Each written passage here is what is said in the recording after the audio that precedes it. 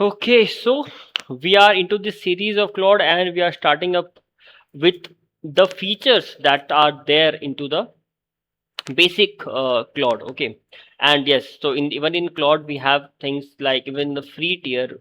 We'll be discussing what are the features, and yes, so go. Let me show you. This one is a free tier which I have, and yes, so we all know about the basic features which we have.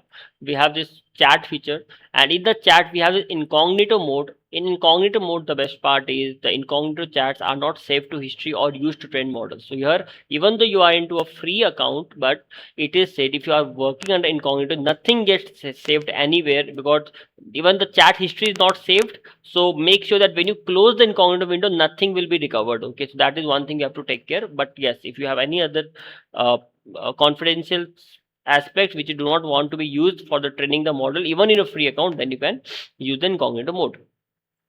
Second, we all know about the other features like the upload feature is there. We know that we can add files, we can upload, and in chat we have this mic button. So we can always ask it a question like, Claude, can you tell me what are the penalties under the DPTP Act for an organization?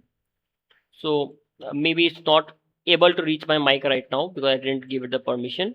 But yes, so this is how the microphone feature might work, that you can very, and it translates very superb. Okay, so that's one thing which you need to see that.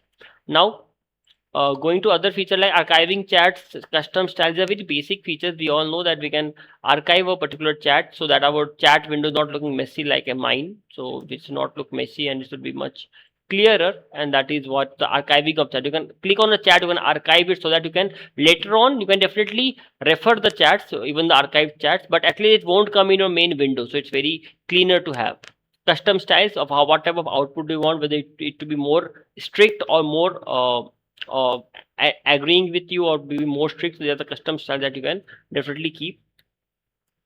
And yes, the voice input is I already mentioned.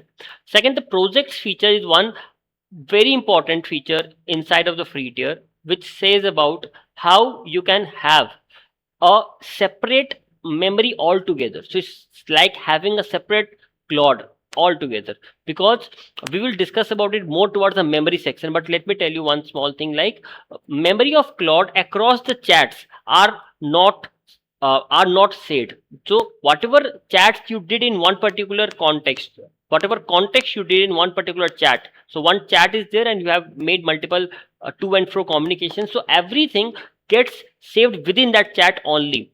Summary of that, if you have enabled memory, then summary of that will be saved somewhere and that will be used in your other chats as well, but that exact same context will not get transferred. And this is a very distinction, this is a very different thing which Claude has than many other AI models. We'll talk about it in memory section. Now when you talk of projects, so project becomes very separate than the chat. So projects are something where multiple chat windows can be opened for one particular thing. Like if you have one particular client on which you want to do your assignment or any engagement and you have to complete a particular work, so you can have one projects being created there. Like I can have that client DPTP compliance if I have to look at an education sector and all. So I'll simply do, sorry for the typos, you can have your own instructions for your project as well, and what project you want to achieve. And here we can say ki education sector DPTP requirement. Definitely this is not how you should be prompting. We'll have a specific series on how we should prompt. That also we will, I'll say you some reading materials around that, how prompting should be done. And then penalties for DPTP. Suppose I'm just giving you a hint that how multiple chats can be opened within a project. You can have a separate instructions in the project, and these instructions are very different than the other instructions which you give. And in the context, you can upload any file from the device, any PDF file or MD files.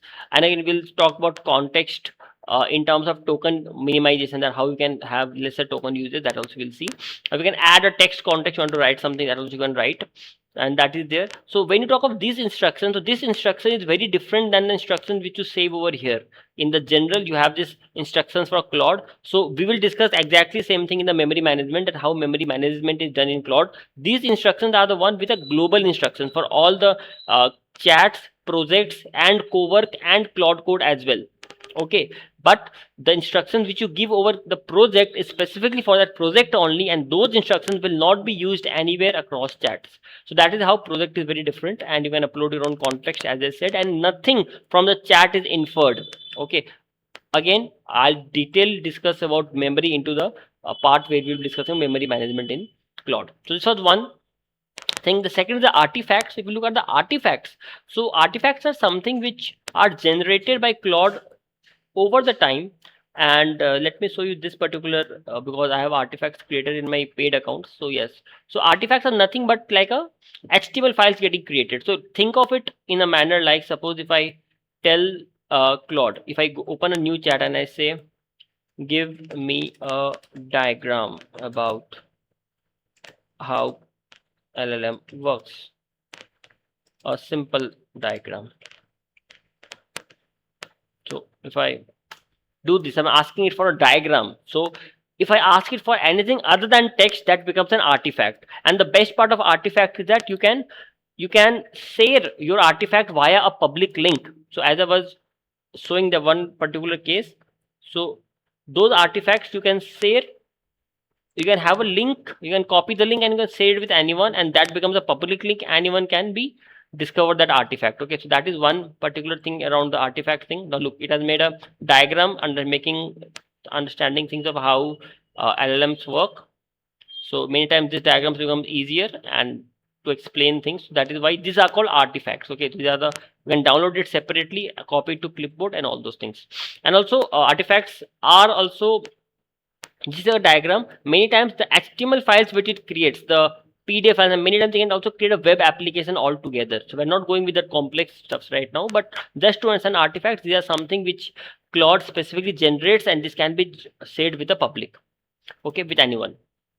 So other file uploads, shareable publish artifacts, and tiered snapshot rules. So basically these two I've already discussed, and this last one is that these features might change time to time. So always visit this claude.com/pricing for getting the right features which is available in the free account. Okay, currently as on date what I'm showing is applicable. It might be in future things might change.